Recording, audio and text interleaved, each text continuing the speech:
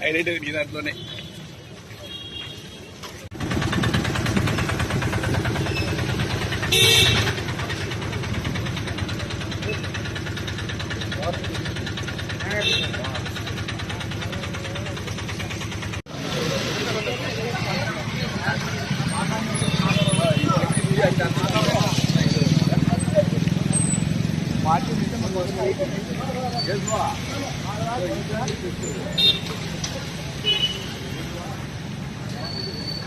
First నుంచి అలవాటు అయిపోయింది. ఏం చేయలేము మనం.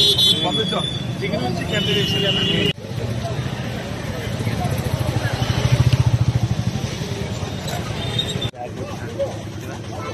ఏం కాదు.